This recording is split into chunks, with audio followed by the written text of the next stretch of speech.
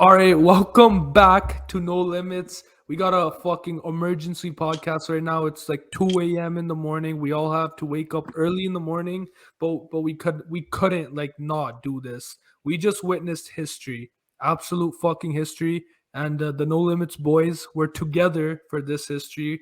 We're all at my crib. We watch this live. We all know what I'm talking about. Kamaru Usman versus Leon fucking Edwards.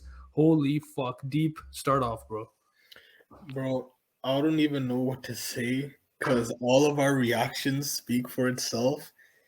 I'm actually like astonished, especially the fact that, like this, like Usman was on a 15-fight win streak. This derailed his GOAT status. He was taken down for the first time, and he was, he lost the first round, but other than the first round, he dominated rounds 2, 3, 4, and everything of round 5.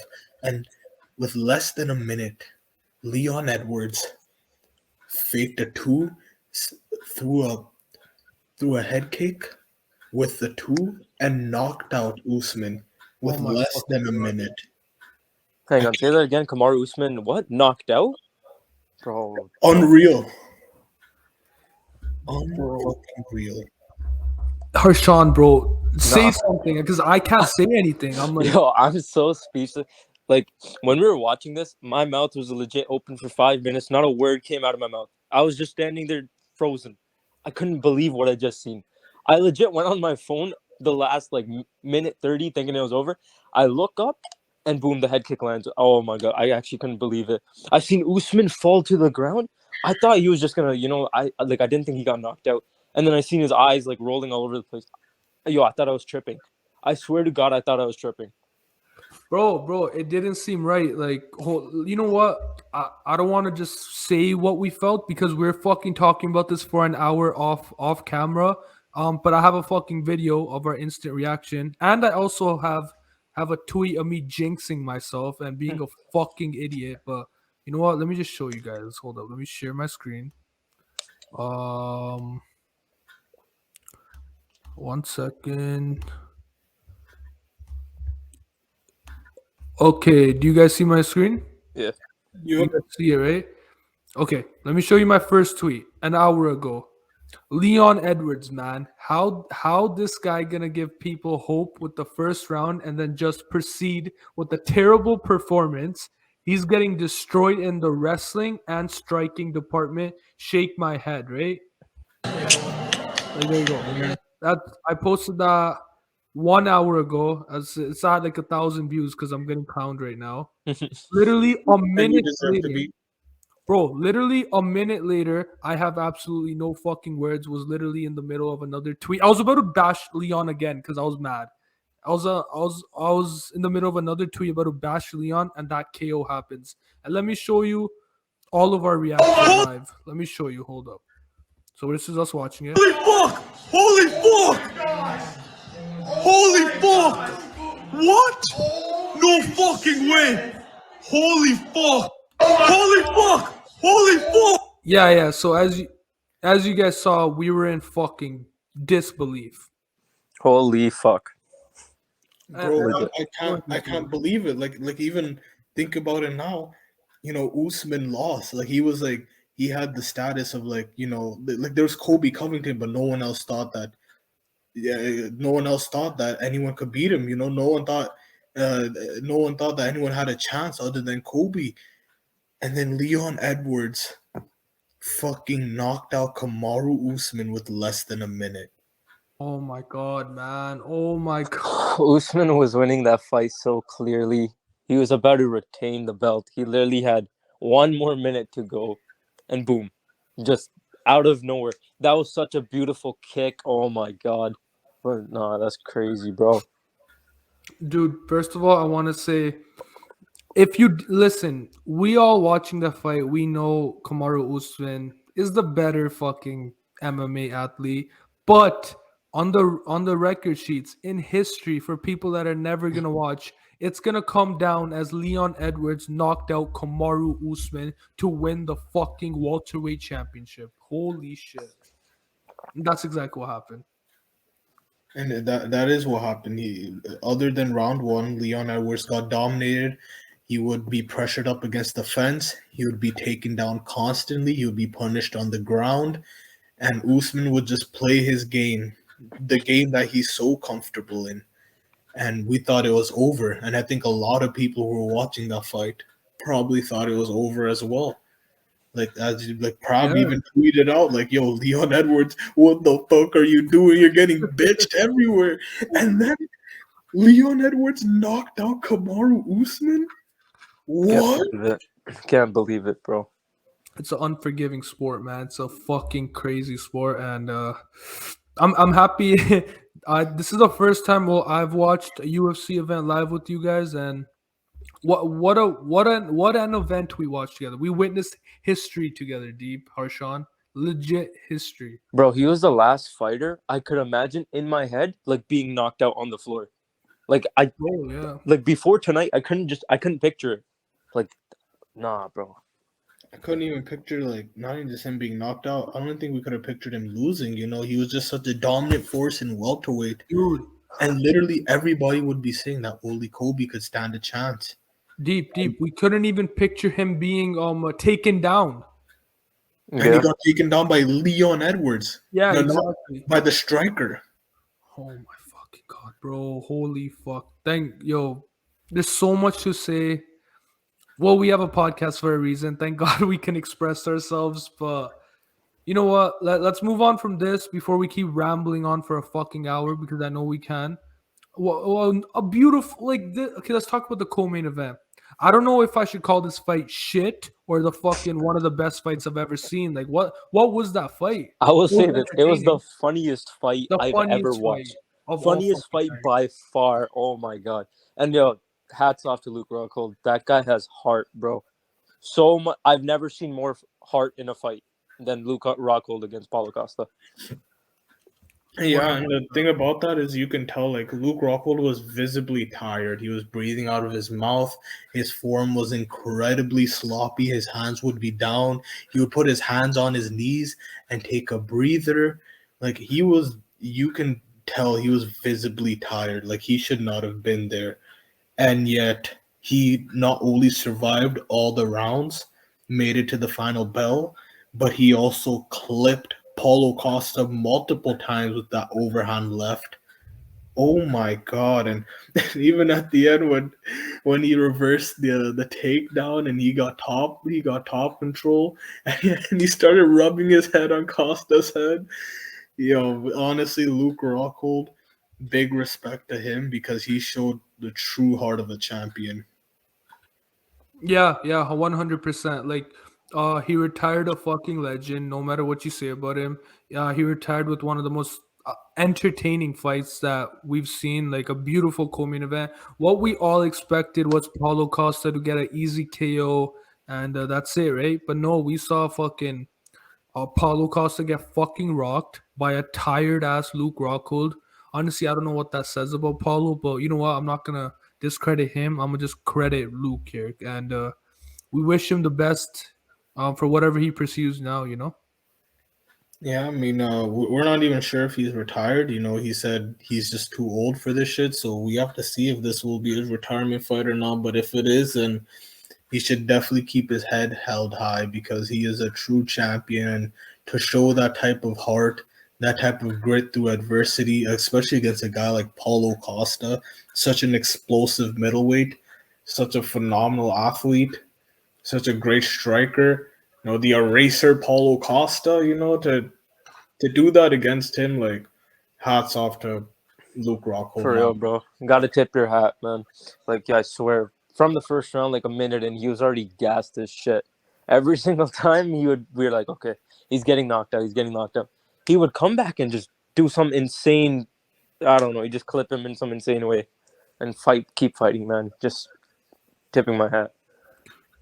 Yeah. And honestly, the co-main event and main event, in my opinion, carried the show. We'll talk about the Jose Aldo fight, and then we'll end off the UFC recap there. But I'll start off the Jose Aldo fight. I'm kind of disappointed in Jose, if I'm gonna be honest. Round one, he won, fun round. Second round, sure. Fuck, I completely forgot the other guy's name. Deep. Murad. Yeah, Murad. Sorry, he wrestle fucked Jose, And then Jose should have known he lost that fucking round, but then he decided to do nothing in the third round, and then he acted surprised that he lost. It That's my was thoughts so on the fight. weird, bro. Cause he thought he won. That was like, it was That was so weird. weird. I don't understand. Like, I just don't get how he thought like he was winning in any way. Like he wasn't doing anything when he was getting grabbed. He was just standing there, letting him hit him. I don't know. It was so weird. He did look very gassed towards the end of the fight, though. He did, yeah. I guess his old age. But I guess it's also the fact that in the first round he did look very strong, very explosive, but in the second round, the second round when he was in the clinch up against the fence, he was getting hit with multiple knee strikes toward his his thigh, his quad, and even though Jose was waving it off and was taunting and just just getting the crowd into it. After that many strikes, you would think that it could have an effect on you, right? Maybe that's why he wasn't as explosive. Yeah, I agree. Mm-hmm. That's a very good point, to be fair. But I think we're gonna end off the UFC recap there. But UFC wasn't the only thing going on today. It was a full day of fucking phenomenal fights. The next fight I want to talk about is Anthony Joshua versus Alexander Usyk. Bro, I don't think you guys watched the fight, but bro, you guys need to rewatch that fight. It's a boxing clinic. If you're a boxing fan, there's no way you don't enjoy that fight. And you know what? I'm gonna show you guys my live tweets during that fight as well, just to show you guys my live reaction. Um, yeah, okay. So right here, the first tweet I gave out was round 9 and 10 have been beautiful, and I'll explain why. Then I said Usyk is the more active fighter. When he throws, he lands. Why is Anthony Joshua's corner telling him he's winning this fight? Which was very odd. And then I ended it off. I said we need to see Tyson Fury versus Usyk and Anthony Joshua versus Deontay Wilder. Then you know what? Okay, let me talk about the fight first, then I'll go on to the other thing. 1 second. Okay, so let me explain. The fight was very close. Usyk and Joshua were going at it. It wasn't like the first fight where Usyk was kind of dominating. This fight, it was close until the ninth round. So 1 to 8 were very close. Then the ninth round, Joshua put on the pressure, and he had Usyk hurt. It seemed like it was the first time in the fight where someone really seemed hurt, right? And then the 10th round, Usyk came back and did exactly what Joshua did to him. And it seemed like he hurt Joshua. The only difference is he kept that up. And then 10, 11, 12, bang. He took those rounds easily. Sorry, you guys are following, right? Mm-hmm. Yep. And then, what's it called? Yeah, that's what I meant by Usyk just seemed like more active. Joshua was kind of tired, slowing down. Then the fight ends, right? And so they're showing their respects and everything. And then the Usyk gets announced the winner. And Joshua just had a full down like a mental breakdown. It was really weird. And I'll show you what I tweeted about that.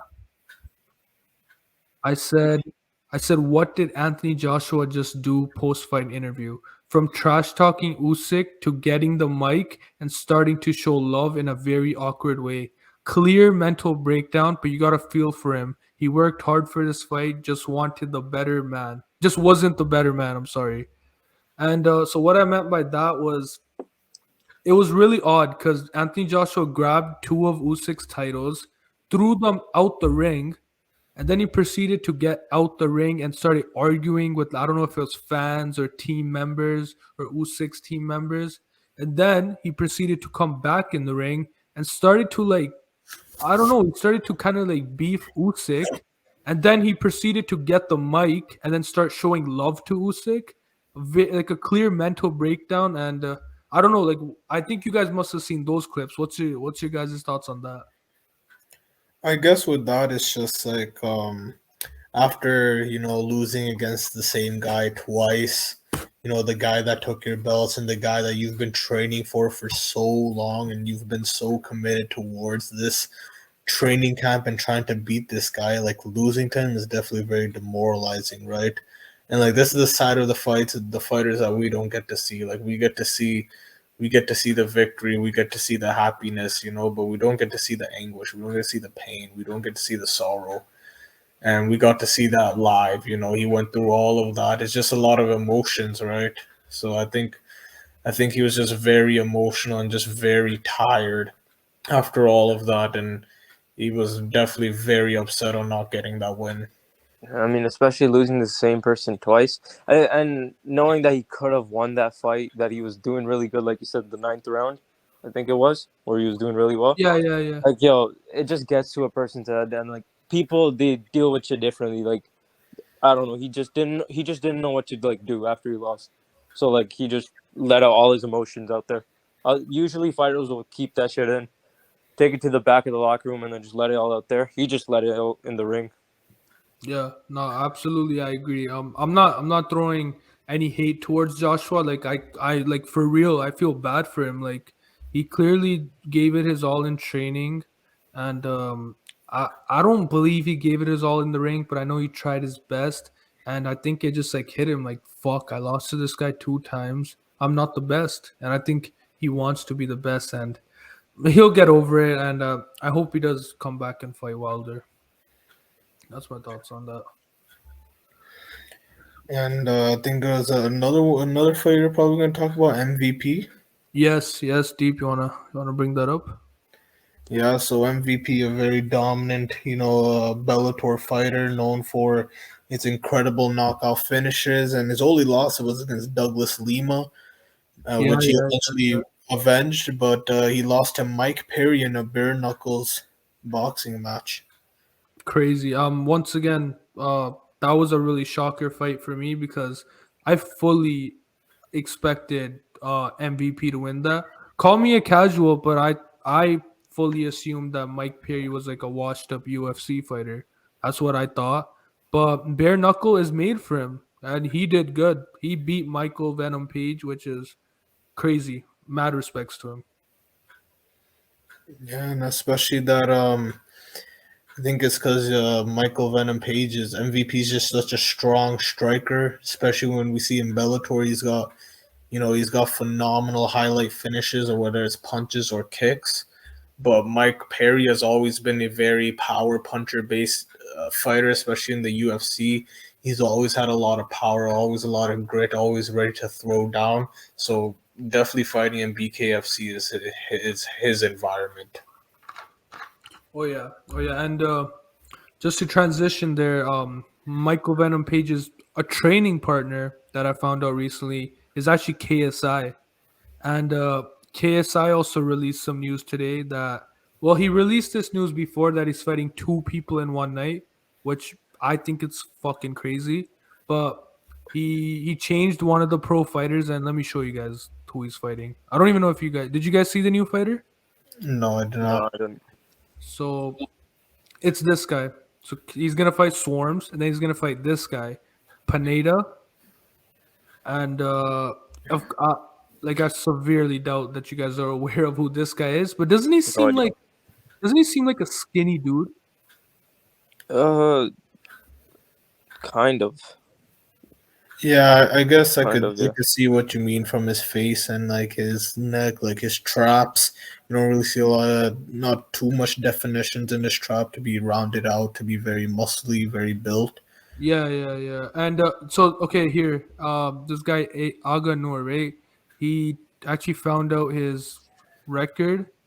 His record is 2-5. So 2 wins, and then got knocked out 4 times. Okay. His division is super welterweight, and he's actually suspended by the Ontario Athletic Commission, which is interesting. And Uh, yeah, but you know what?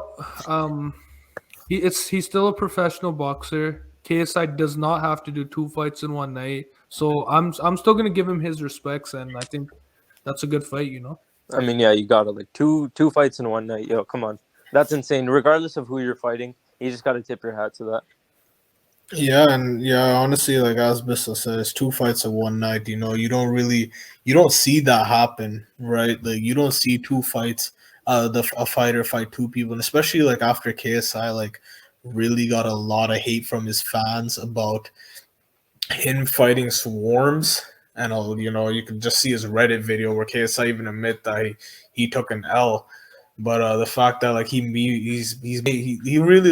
listens to his fans. Like he really takes in what his fans says and his fans say, and always tries to put on the best product for his fans. And here he is. He took this fight that people don't want to see and turned into a fight that now people want to see, and people are like, you know what, JJ, you took a dub there. You took a dub there. 2 fights in one night is definitely something that not a lot of people in the world have ever done.